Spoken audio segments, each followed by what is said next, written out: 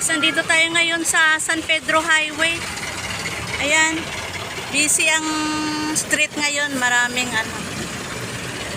Ayan, dito tayo sa tapat ng North Point at BDO. Ayan, nagsasakay.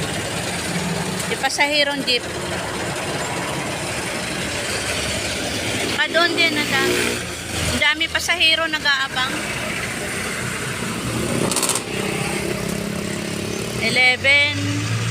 11 o'clock in the morning. Ayan. Mayroon lang tayong pupuntahan. Ayan, ginagawa kasi ngayon ng ano.